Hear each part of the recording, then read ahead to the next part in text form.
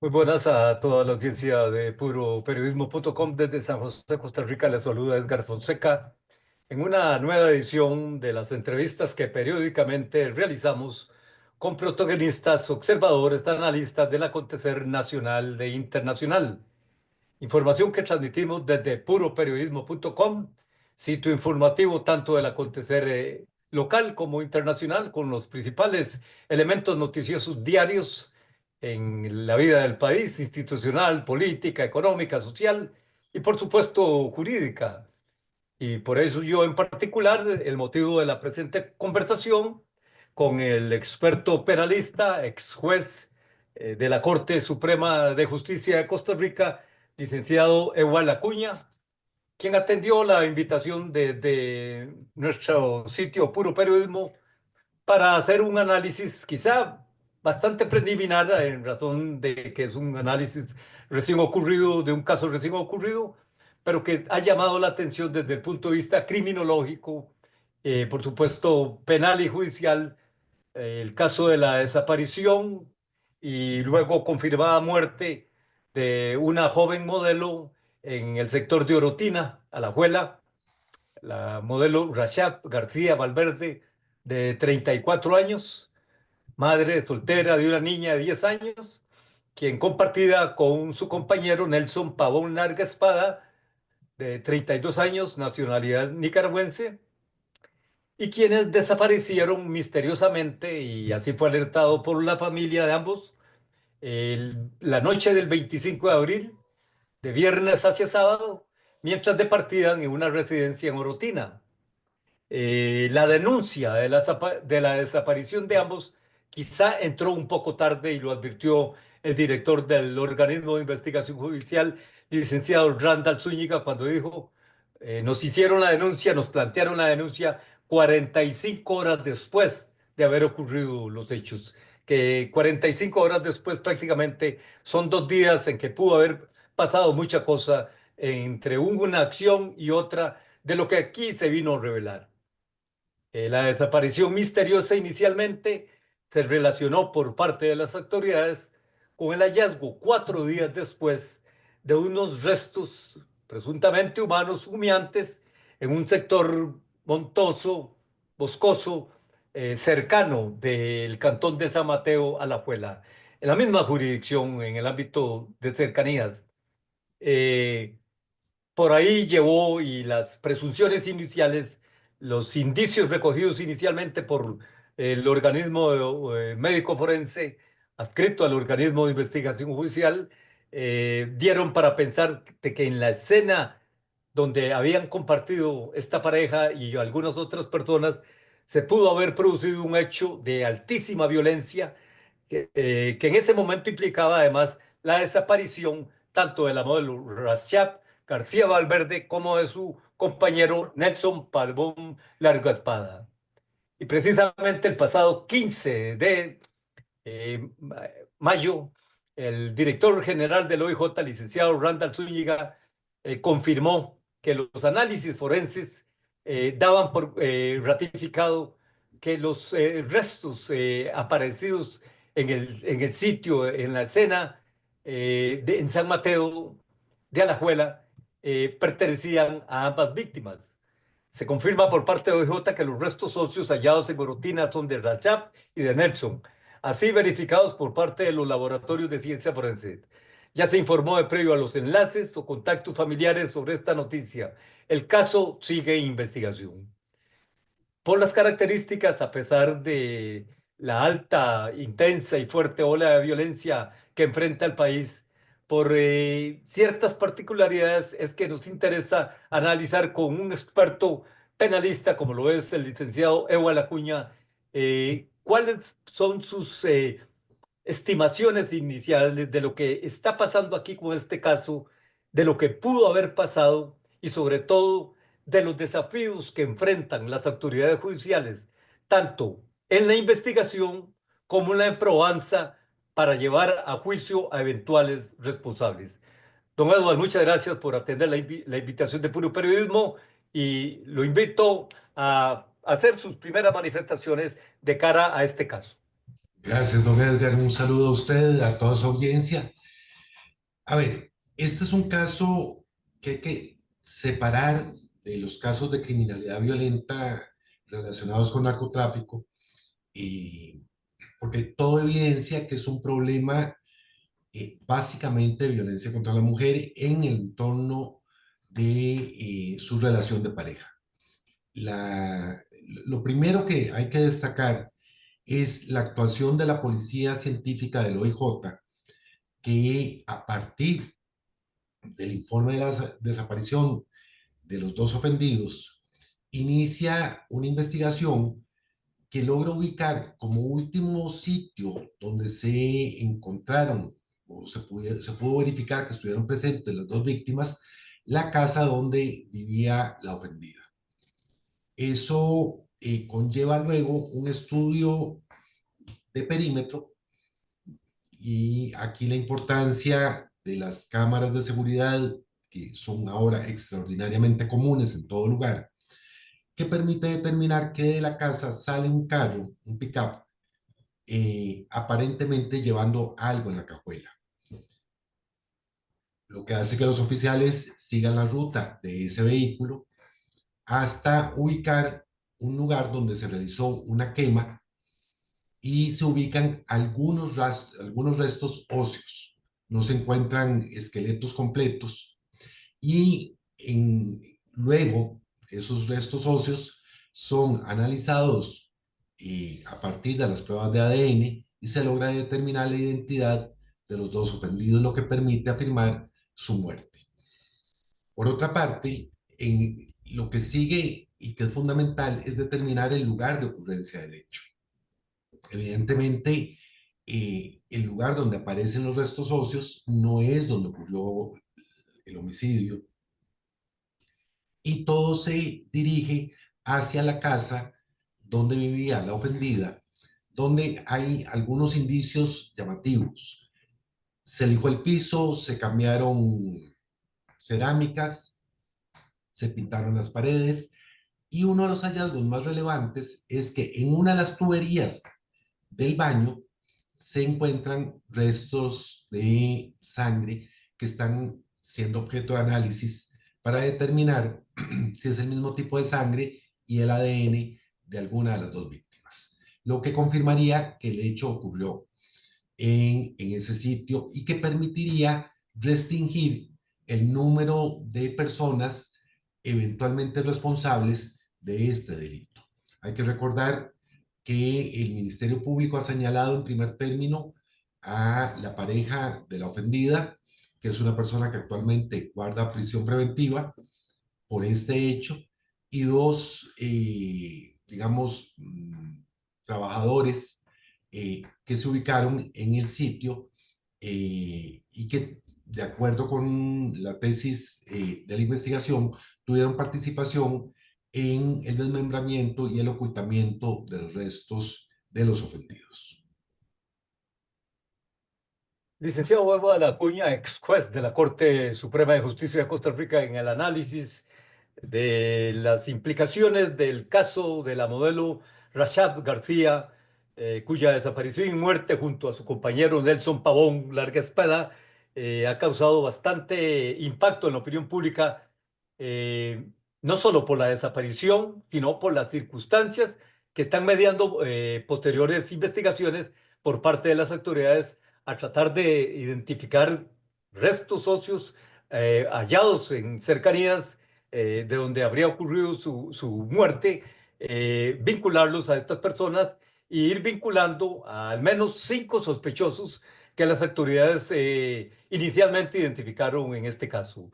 Usted, el licenciado Eva Lacuña, refirió de inicio a lo que las autoridades plantearon claramente al llegar al sitio más de 45 horas después, cuando el licenciado Randall Zúñiga dijo en el sitio que aquí se había removido piso de cerámica en un cuarto, en un baño del segundo piso, en una terraza al costado de la piscina, hallaron grandes cantidades de mancha de sangre en distintos puntos de ambas plantas, confirmado incluso por unidades caninas, perros del OIJ, y luego verificaron sangre en goteo que ocurre, según explicó el jerarca del OIJ, cuando se baja a alguien o a algo de un segundo piso a un primer piso.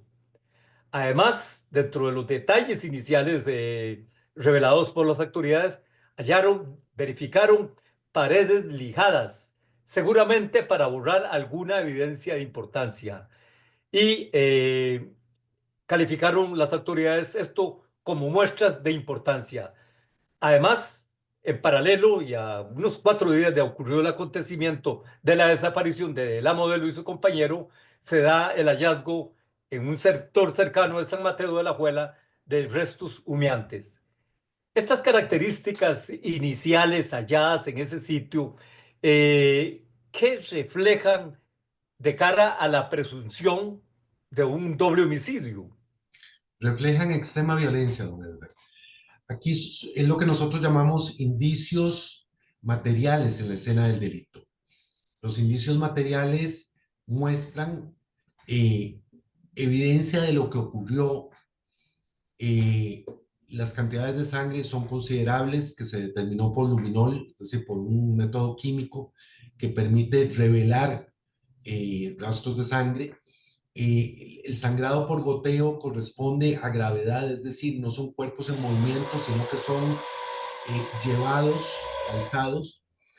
El hallazgo de algunos restos óseos señala además desmembramiento de los cuerpos y el lijar paredes, cambiar azulejos, pintar, son evidencias, son indicios de ocultamiento del hecho. Todo eso va sumando a la investigación que lleva adelante el organismo de investigación judicial y que señala que fue un homicidio violento y que muy probablemente el hecho de la muerte y el posterior desmembramiento ocurre en la casa en la que habitaba la ofendida. Una cosa es la comisión del hecho, lo que pudo haber ocurrido en esa residencia gorotina, licenciado Eduardo Acuña, y otra cosa es lo posterior a la comisión del hecho, con la disposición de los cuerpos, que estamos hablando aquí todo un estado de presunción. Pero de lo que los primeros indicios que las autoridades revelan, los primeros hallazgos, las primeras manifestaciones, incluso captadas en el sitio con posibles testigos, reflejan de que ahí se pudo haber dado una acción tremendamente violenta, tremendamente agresiva. Sin duda. A ver, darle muerte a dos personas sin aparente causa, digamos, aquí va a ser fundamental la autopsia psicológica de la ofendida y del ofendido, eh, la forma en que se trata de encubrir el sitio del hecho, la forma en que se trata de encubrir el hecho disponiendo mediante desmembramiento de los cuerpos, revela una violencia altísima, típica, desgraciadamente, de ciclos de violencia doméstica. Hay que señalar que el principal sospechoso, de acuerdo con la hipótesis de la Fiscalía y del OIJ, es su compañero sentimental. Aparte de estos indicios iniciales, licenciado, hay, digamos, en cuanto a las etapas que se pudieron haber dado en este acontecimiento, tanto la reunión como el acontecimiento, como el suceso, como la emergencia que pudo haberse vivido en esta residencia, sin saberse hasta ahora precisamente con qué tipo de arma pudieron haber sido muertas ambas personas o de qué manera fueron muertas sin saberse con precisión hasta el momento. Hay una segunda etapa que es la disposición no solo del sitio, de la escena, sino la disposición de los cuerpos, que presuntivamente y de acuerdo a los exámenes forenses corresponden a las víctimas los restos óseos tallados en las cercanías, en la jurisdicción de San Mateo. ¿Qué refleja para un especialista penalista, para un especialista en casos de esta magnitud a lo largo de su trayectoria, don Ewald, este segundo escenario de disposición, de actuación, de quién o quiénes hubiesen estado en ese sitio? Primero, una ausencia total de remordimiento, es decir, evidencia que no hay ningún arrepentimiento y ninguna culpabilidad de lo que se realizó. Por el contrario, muestra serenidad, planeación para el ocultamiento del hecho y la disposición de los cuerpos. Eso requiere cabeza fría para tener claro cuáles son las formas en las que se podría encubrir el delito y eventualmente ocultarlo. Sin duda, son conductas totalmente salidas de los patrones de normalidad esperables de una persona. La experiencia suya acumulada a lo largo de estas décadas vinculado al sector judicial, al sector legal, ¿tenía un precedente o recuerde algún precedente con características particulares a este recién acontecido en Orotina y el sector de San Mateo? Recuerdo un caso, pero en circunstancias diferentes, fue un homicidio en el centro penitenciario de la Reforma, donde a la persona fallecida se le propinaron 78 puñaladas.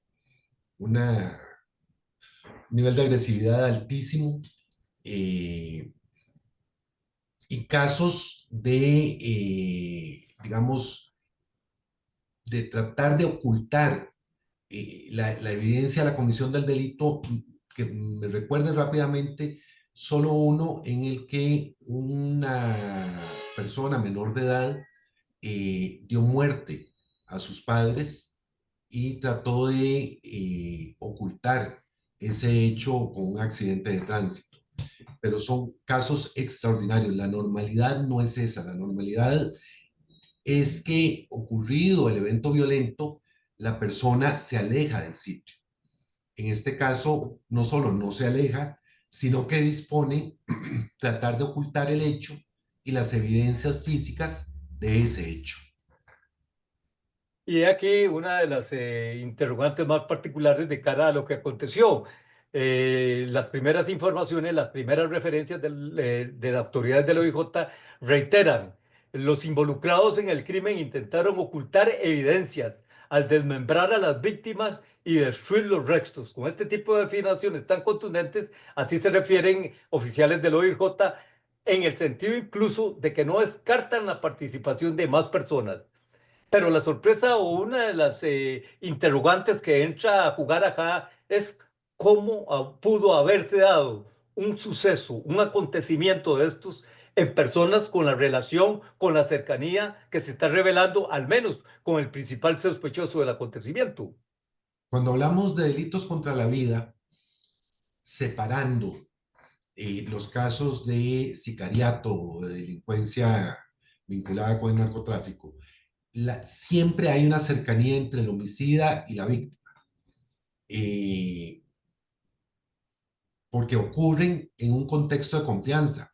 Y es precisamente ese contexto de confianza lo que permite realizar una acción tan violenta sin que haya testigos, sin que las personas ofendidas puedan pedir auxilio. Y esa es una de las características del hecho, sumado a la evidente afán de ocultar y el ocultamiento de la escena y de los cuerpos, lo que evidencia es una planeación que puede ser previa al delito o inmediatamente posterior, pero que señala el o los eventuales partícipes de esto. A mí se me hace difícil pensar que el desmembramiento haya ocurrido por una sola persona. Y ese es uno de los temas que debe estar siendo analizado por parte de la Policía Judicial. En las primeras reacciones al descubrirse este caso y al alertarse por parte de los familiares la desaparición inicial de la modelo y luego de su compañero, eh, tras confirmarse el hallazgo de la escena con características tan violentas, el director del OIJ lamentó de inicio la tardanza con que la familia, los parientes llegaron a poner denuncia de los hechos ante las autoridades. En caso de ser efectiva la hipótesis, dijo el director del OIJ, tuvieron 40 y resto de horas para poder limpiar la escena como sucedió, quitar gran cantidad de elementos de la casa de habitación. Y entonces, esa censura, digamos, por parte del jerarca policial a la tardanza de los parientes o de quienes conocieron de la denuncia de desaparición, ¿cuánto podría estar afectando no solo la investigación en esta etapa inicial, sino un eventual avance certero de la acusación contra él o los posibles implicados en este acontecimiento? En un delito de homicidio donde no haya testigos ni evidencia gráfica,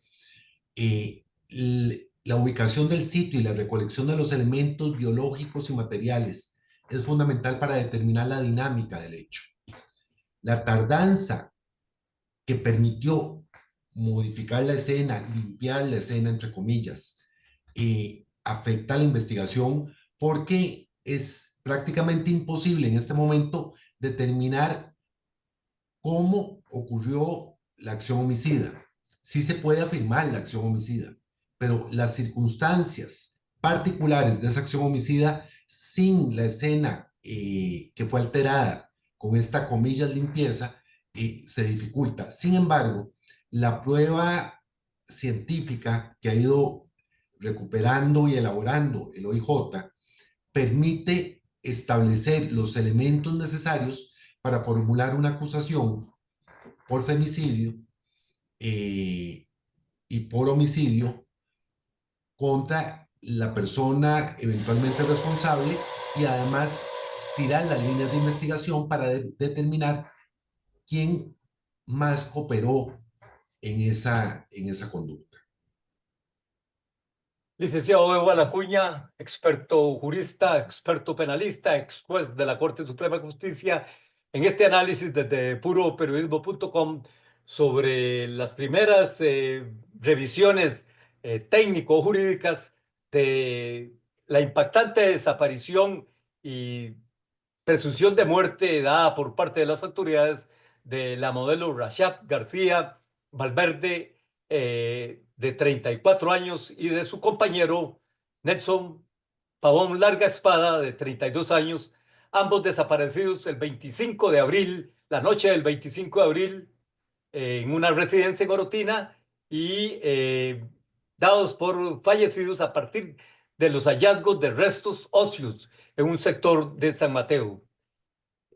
El elemento de primera acción fue vincular al compañero sentimental o novio de esta joven modelo, y a partir de presunciones de que en el sitio pudo haberse dado un suceso, una emergencia por un lío pasional o por alguna otra causa no establecida hasta el momento por parte de las autoridades. Esos son dos líneas evidentes de investigación para probar.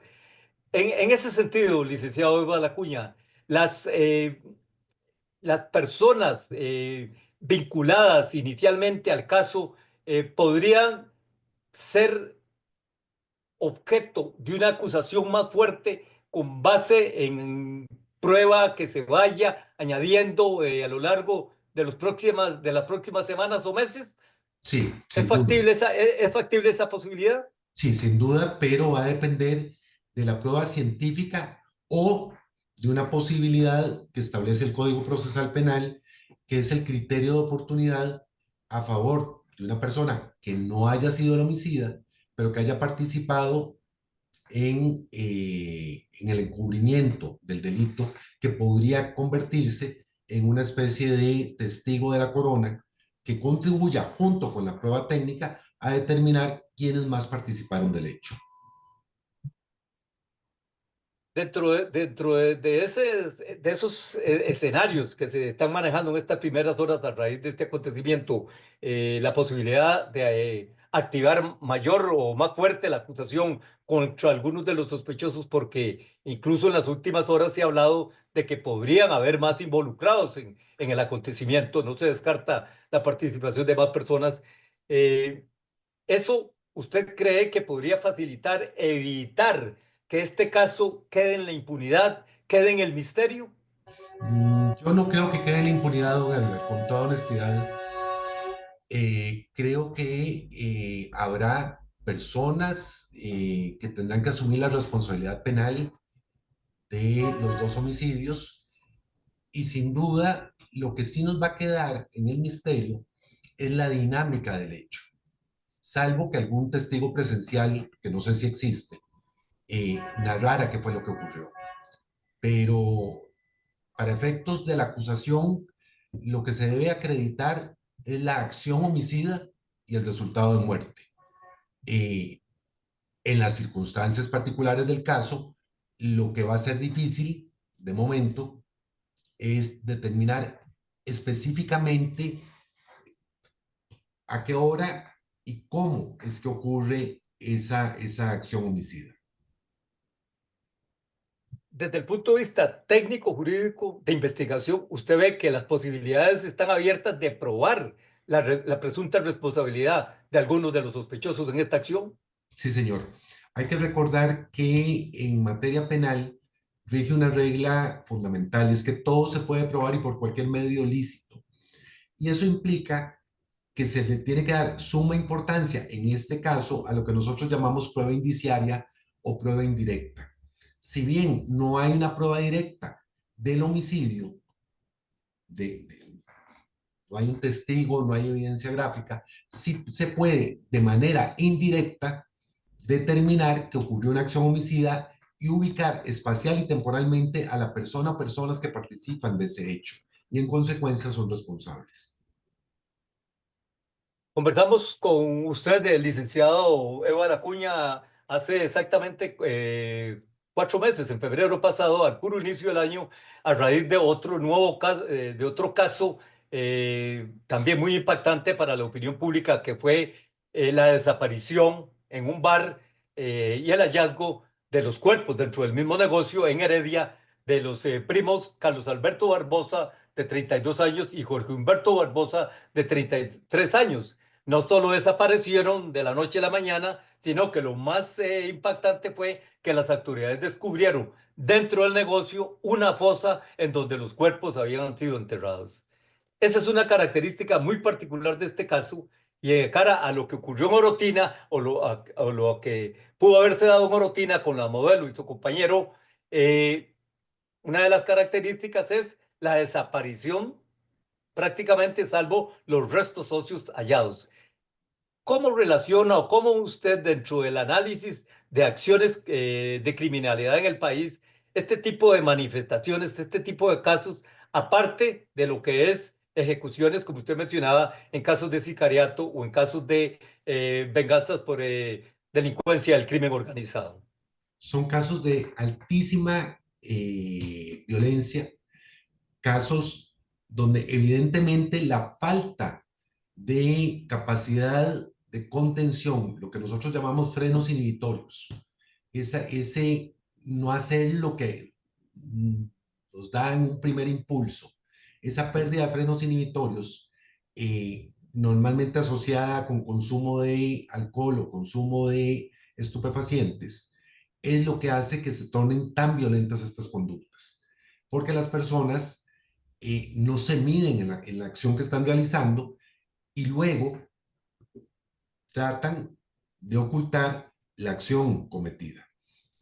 Ambos casos revelan índices de violencia muy altos. Creo que en ambos casos hay asociación de licor y eventualmente de drogas y revelan ausencia total de escrúpulos de arrepentimiento, donde más bien procuran ocultar la acción homicida.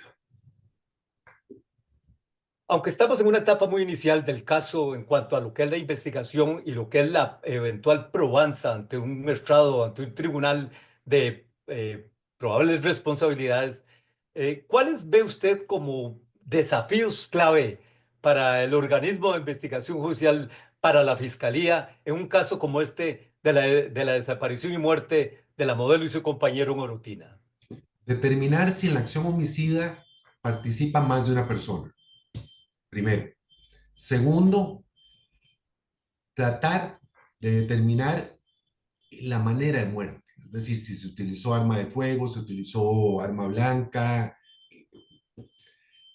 por el nivel de sangre en los hallazgos de luminol y de los rastros y de las piezas que cambiaron y que trataron de ocultar, pareciera que el uso fue con arma blanca. Y tercero, la parte más compleja desde el punto de vista procesal penal es determinar quiénes favorecieron al o los homicidas tratando de ocultar las evidencias del hecho. Es lo que en lenguaje común se llama encubrimiento, que en nuestro caso lo llamamos favorecimiento real o personal según se haya tratado de ocultar al autor o los rastros del delito. En un mensaje que trascendió en redes en momentos en que estaba lo más intenso de la búsqueda de las víctimas, en este caso de Orotina, una hermana, una persona identificada como hermana de la víctima de la modelo, lanzó un mensaje en redes y dijo: les pido a todos que oren por mi hermana, que aparezca, solo eso quiero, que regrese a la casa con mi mamá, su hija, mi sobrina que está desesperada. Le pido a la gente que tenga más empatía cuando hacen comentarios así, porque la vida da muchas vueltas. Vi muchos comentarios de hombres poniendo cosas horribles. No les gustaría si tienen hermanas o que a su mamá le pase algo así. Dios quiera que nunca le pase nada así. Les suplico de corazón que oren por mi hermana, que aparezca. Solo eso pido. Lamentablemente el desenlace pues no fue el esperado por esta pariente de ella. Pero ¿cuál análisis hace usted del uso de redes en casos como estos y en mensajes como estos utilizados por una hermana de la víctima en momentos en que se estaba dando una búsqueda de emergencia, tratando de hallarla con vida? El mensaje de la víctima, de la hermana de la víctima, yo lo dividiría en dos. El clamor normal, natural de familiares y amigos que buscan encontrar a alguna persona desaparecida.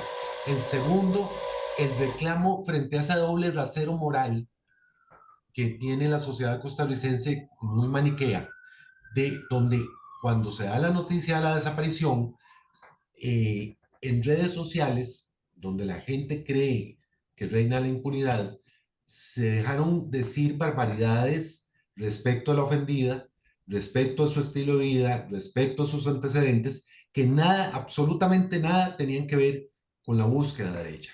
Y eso es lesivo para el honor de la víctima y además tremendamente doloroso para la familia. Tenemos que aprender que las redes sociales no son una jungla, que no podemos comportarnos con reacciones primarias y que es fundamental el respeto y la empatía al dolor ajeno. ¿Cuánto afectaría el avance en una investigación como esto en esas primeras horas, una decisión como la que tomó la Presidencia de la República de vetar la ejecución de allanamiento las 24 horas del día en casos tan de emergencia como un crimen, como un doble crimen y la desaparición de esta modelo y de su compañero Gorotina? A ver, el Código Procesal Penal actualmente en el artículo 193 establece que el horario normal, para llamarlo de alguna manera, de allanamientos es de 6 de la mañana a 6 de la tarde. Sin embargo, en casos de gravedad o urgencia se puede ordenar el allanamiento a cualquier hora. Eso yo quisiera dejarlo claro porque pareciera que hay una suposición de que no se pueden hacer allanamientos entre 6 de la tarde y 6 de la mañana. En casos de gravedad y urgencia, el juez está autorizado a ordenarlo. Eh, Ahora bien, el veto presidencial yo creo que tiene de fondo un problema de choque entre poderes de la República, no tiene un carácter técnico y debilita, digamos, la política criminal que se está formulando a partir de la Asamblea Legislativa, tratando de darle mejores herramientas a la Policía Judicial para poder actuar adecuada y oportunamente. En este caso en concreto, Eh, Desconozco si antes de las horas en que llega la policía al sitio, se daba una necesidad de allanar la propiedad. Si eso fuera así, por supuesto, el veto presidencial a este tipo de iniciativa legislativa resulta perjudicial.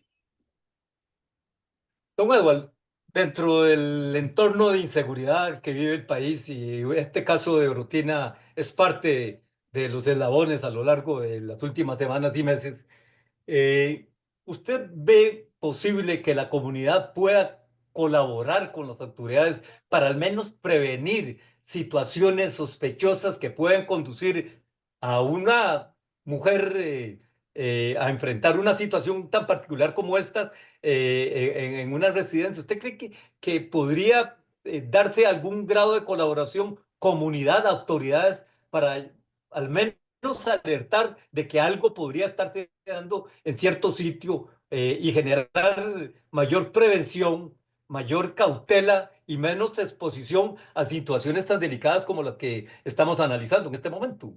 Creo que puede y debe darse, don Edgar. La seguridad es un problema de todos, no es un problema de los policías, no es un problema del Ejecutivo, no es un problema del Legislativo, no es un problema del Judicial, es un problema del ciudadano. Pues somos los ciudadanos los que lo vivimos.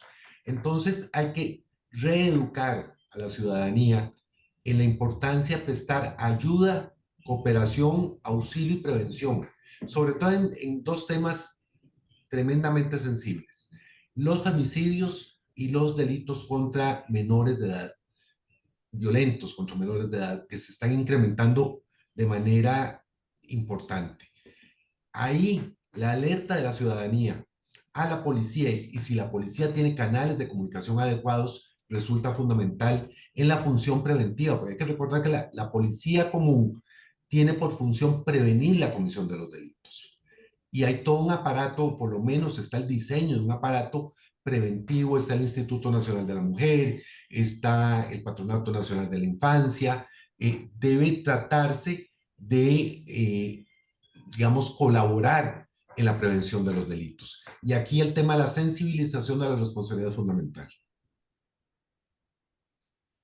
En este caso que estamos analizando con el licenciado Evo Acuña, ex juez penal de la Corte Suprema de Justicia, abogado litigante con una vasta trayectoria en el ámbito público y privado, la Policía Judicial finalmente encausó y abrió proceso contra solo uno como principal sospechoso, principal cómplice de lo que allí aconteció en esa noche del 25 de abril en el sector de Orotina.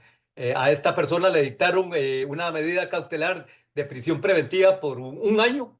Un segundo detenido inicialmente en el sector del cruce de Río Frío y Pocosí, Guapiles, manejando el vehículo de la víctima, le dictaron una medida cautelar de firma cada 15 días en el juzgado penal de San José, prohibición de contactar a testigos e intervinientes del proceso e impedimento de salida del país.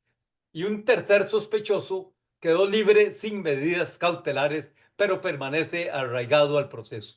Dentro de su análisis inicial, dentro de su valoración inicial, ¿son las lógicas o consecuencias en cuanto a medidas cautelares para los posibles sospechosos? Sí, señor, hay que recordar que las medidas cautelares no son un anticipo de pena, son medidas para asegurar el sometimiento de las personas investigadas al proceso. En el caso de la persona a la que se le atribuye la hipótesis de la comisión del homicidio, que tiene un alto riesgo de fuga, se le dicta prisión preventiva. En los otros dos casos, el juez valora la necesidad y la proporcionalidad en atención a los elementos probatorios que obren en el expediente. Y conforme a eso, se determinó en una primera audiencia que no hay elementos que los hagan que hagan un vínculo de estas dos personas con la acción homicida. Podría eventualmente estar relacionados con el tema del delito de favorecimiento, que tiene una pena relativamente baja. Y por eso las medidas cautelares que se imponen son diferentes a las que se le imponen al sospechoso de la comisión del homicidio.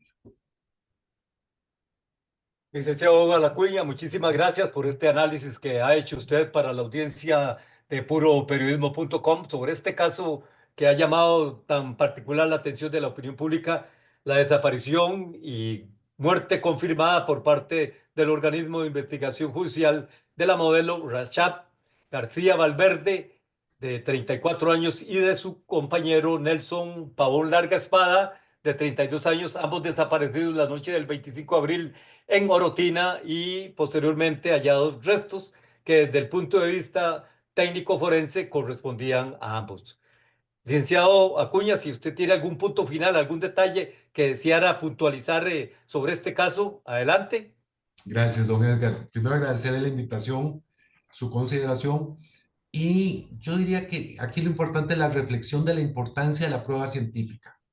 Cómo la prueba científica permite reconstruir hechos que en principio son de difícil determinación. Muchas gracias, licenciado. Nos encontramos en una próxima ocasión.